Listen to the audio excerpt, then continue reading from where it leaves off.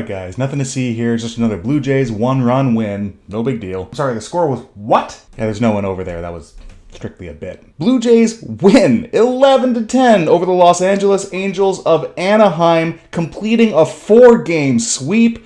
My goodness, what a game. It was only about 12 hours long. An awful lot to talk about in this one, and I need to start in the most depressing place, and that is Jose Barrios. Jose did not have it today. He lasted 2 1/3 after being gifted a 6-2 lead. He gave almost all of it back. He didn't look great, and more distressingly, his fastball velo was down significantly. Now this season, when Jose's been on, it's because he's been able to spot his slider and his curveball for strikes. And that seems to happen 50% of the time. When he's unable to do that, he has to try to battle using mostly his fastball, which sometimes works, as we've seen in games where he gives up like 7, sometimes 8 hits and still manages to evade trouble. But when he's unable to evade trouble, he gets hit hard, and that's pretty much what happened in this game. He was fighting his control, he was landing everywhere except the strike zone, off by a couple inches here, there, a couple inches here and there, but never getting the call and never really earning the call. He wasn't in the zone until he threw his fastball, and then the fastball got hit. So that's not what you want from him, and it's really hard to know how that gets better other than saying, control your off-speed pitches better. And the thing is, it's like sometimes he can do that, sometimes he can't. We saw an extended stretch right after he was traded to the Blue Jays where he was able to do that for several starts in a row, and that really led to him being a positive contributor for that team going on that big run as we got into August. Right now, he's not really able to do that, and he's a coin flip right now. And for a guy being paid like he's being paid, that's not good enough. I mean, that's kind of the state of the Blue Jays pitching staff right now, is we've got Kevin Gausman and Alek Manoah, who are money in the bank, and then 3 coin flips. And for the most part, the coin flips have been coming up heads. Good performance. But you can't really count on that going forward, especially because a lot of these problems with consistency have been the entire season. And for Jose, yeah, it's not a blip. This kind of inconsistent performance has been going on all year. So we'll have to keep an eye on that going forward, but we don't have time to focus on that too much because, the offense. When a team scores 11 runs in a game, you're going to find a lot of guys who had pretty good days at the plate, and yeah, that's the case here. George and Bo both had very nice days. Alejandro Kirk is starting to absolutely square up balls and is really tough out right now. Matt Chapman, once again, had several really, really good at-bats, but the guy who needs to be highlighted more than anyone else, like, honestly, almost everyone had a really good, even Tapia had a couple of really good at-bats, Biggio had some good at-bats, Espinal still,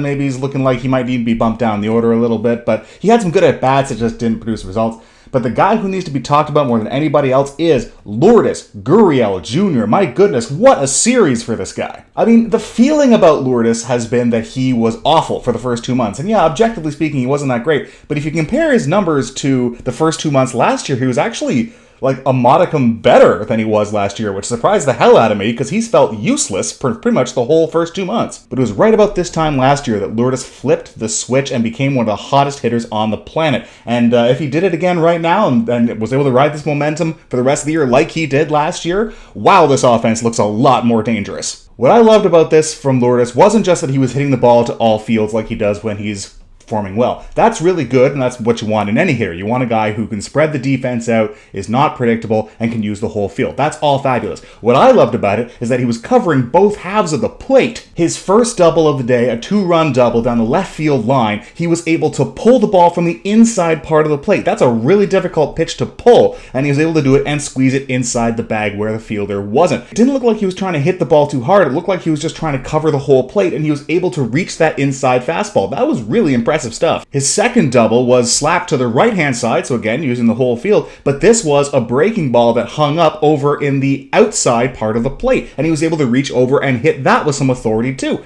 Like, when he can cover the entire strike zone, there's really no way to get him out, and that's when he's at his most dangerous, when he can use the whole field and he can cover the whole plate. Pitchers kind of just throw up their hands and be like, I don't know what to do with this guy.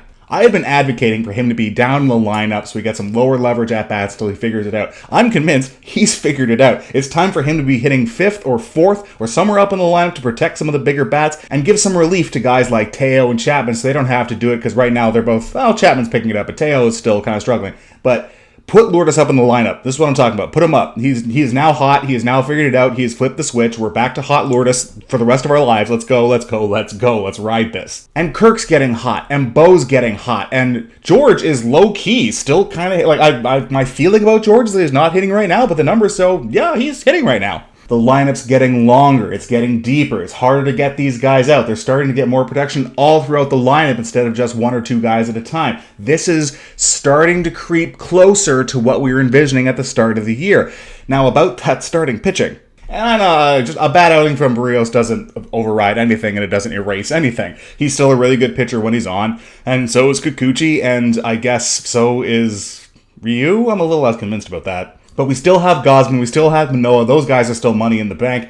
I guess we have to talk about the bullpen. And yeah, any game where your team gives up 10 runs, there's going to be lots of guys who came out looking pretty ugly. And yeah, there were a few of those here. First of all right, I mean, Barrios struggled. You're only in the third inning. You need some length out of your bullpen. You just used Stripling the night before. He only got one out. He only threw like 4 or 5 pitches. But still, you used him the night before. You want to get some length out of somebody else. Who are you going to call? I don't know who Ghostbusters is in this scenario, but it sure as hell ain't Ryan Borucki, and it's time for us to maybe move on from that idea. I'm not saying he's unsalvageable. I'm not saying he's a bad human being. I'm sure he pets kittens and puppies and tips his waitress. I'm saying this guy is useless without his secondary pitch, and right now he doesn't have a secondary pitch. In the same way that Barrios, when he doesn't have his off-speed stuff able to throw for strikes, he can only throw his fastball, and that's going to get hit. With Ryan Borucki, it's not even like hitters are out there being like, oh, does Borucki have a secondary pitch today? I guess I should wait around to find out. No, everyone goes into the first at-bat knowing, oh, this guy definitely doesn't have a secondary pitch because, I follow the league. So these guys are just licking their chops as soon as they see him coming out of the bullpen, new glasses or no. Yeah, apparently he got new glasses, and, they look kind of fun in, like, the old-school 90s NBA kind of goggle specs kind of way. Don't make him a better pitcher, though.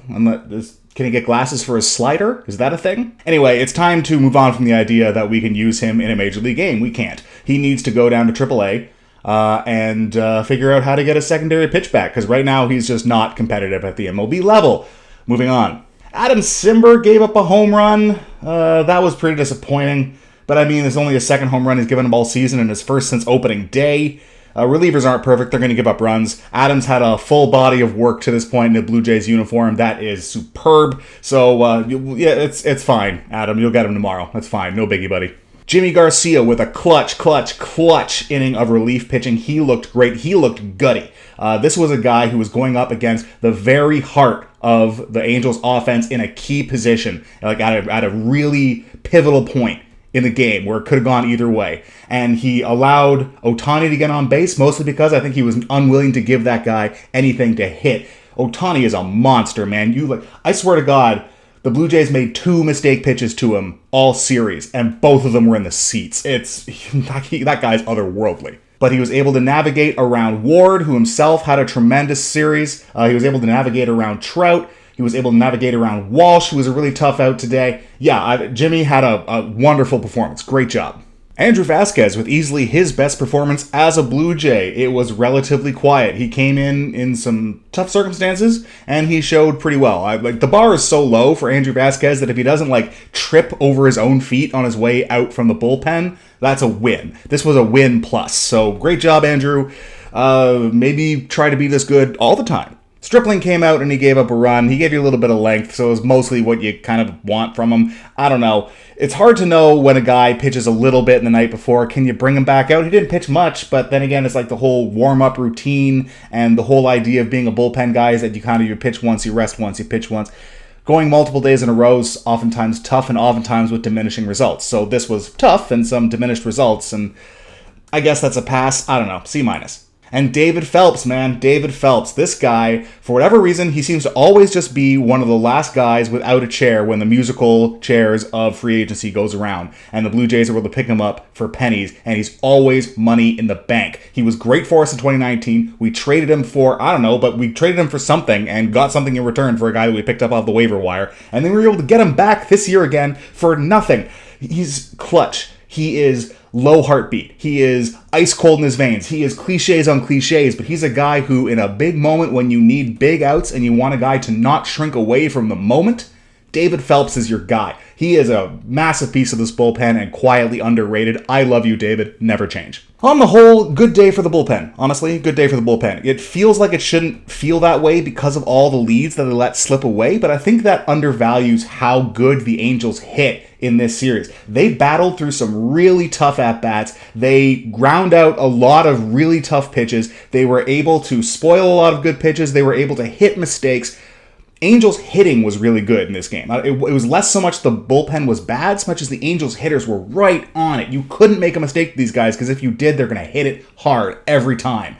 It was impressive. But what was even more impressive was that the Blue Jays offense was up to the task every single time, and that is not a sentence I could have envisioned saying before they left on this very successful road trip. Who are these guys? If the answer to that question is, they're the 2021 Blue Jays, oh, I'm ready for the movie to start now, Vlad. You promised it? Well, I have popcorn. It's starting to get cold, so I'm glad we're starting to see it now. But yes, if this is the movie, yes, please. More of this, yes. I mean, the pitching's not going to give up 10 runs every game, so yes, more of this, yes. I think it was 8 hits with runners in scoring position, and when you're going to score 11 runs with only one home run, a solo home run off the bat of Bo Bichette to tie the game, God, that guy is so clutch.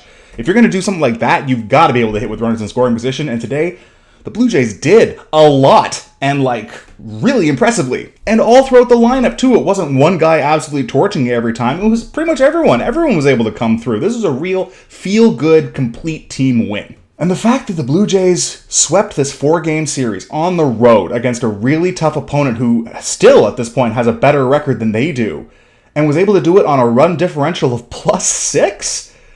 My goodness, that is impressive, but yeah, I feel like I aged a couple years in the last 4 days. This was a really tense series. But if my count is right, this is game number 48. 48 out of 162.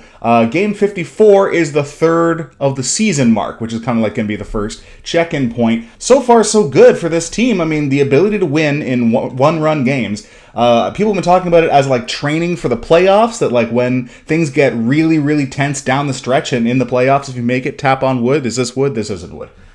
I don't have wood in this room. Okay, I found wood. Guys, I found it. We're okay. Stop crying. The ability to win in one-run games is seen as training for the stretch drive and the playoffs. And if that's true, boy, the Blue Jays have more training than anybody else. And young teams have a reputation for when the stage gets bigger, they start to press because they want to be the hero. They want to have the 8-run home run with nobody on base. I haven't really got the impression that that's the case with this team. The psychological makeup of this team seems pretty relaxed and pretty confident. I don't think there's going to be a whole lot of shrinking away from the big moments, but you never really know until you're tested, right? Last year, they were tested, and I think largely came through. The only difference between making the playoffs and not making the playoffs was they let a few key games slip away from them earlier in the season. But for the most part, yeah, I think they rose to meet the occasion. If all of these one-run games are further training for that for this year, I guess we can only count that as being good. But at the same time, the other fallout for that is there's an awful lot of high leverage innings that have been put on this bullpen, and we're not even a third of the way through the season. It might behoove management to start thinking about making some moves to bolster that bullpen now. Not just because of something as ephemeral as, boy, these guys have been working hard lately, but if you look at the results, I think going into the year, they thought they had 3 good left-handed options. They thought they had Meza, Barucki, and Vasquez, who they signed to a multi-year deal because they believed in him so much. It turns out they have one good left-handed option, Tim Meza, and he's hurt right now. So getting another reliable left-handed arm into the organization and bringing in from outside the organization might not be a terrible idea. You might have to wait a little bit as more teams start to fall out of it and prices maybe come down a little bit on some of these guys before you make that kind of move, but that is something that you might want to start looking at. The other team need this team might look at trying to get is kind of like a middle-of-the-order type left-handed bat, but people have been saying that since before the season started, and we haven't really seen the best version of this offense yet. And when this offense does present its best version of itself, I don't think we'll find it wanting at all. I don't think we'll find ourselves saying, boy, we really need that left-handed bat in there. Honestly, if any one of our big-time hitters starts hitting at the level that they're capable of, and I'm talking about Vlad, I'm talking about Teo, I'm talking about Bo. As if one of those guys, and right now Bo looks like he's the closest, if one of those guys starts hitting at the level they're capable of, that takes the pressure off of everybody else because any one of those guys can go full nuclear at any time. So I don't think you need to worry about that quite so much. I think once we get a fuller idea of what this offense is capable of as we get deeper in the season, I think we'll find that it's totally fine and we can just focus on bullpen upgrades. Because I like our starting pitching right now. I do have faith that Jose is going to figure it out and go on a run where he is reliable. I am fine with our fourth and fifth starters being coin flips because it's honestly about pretty much every team in baseball is in that situation, and our top two guys are absolute dynamite. So, no, the pitching staff is fine. Another left-handed, reliable reliever would be great. The offense is fine, or at least I feel like it's on its way towards being fine, and quite possibly quite a bit better than fine. I think we are now starting to see something closer to what this team is supposed to be.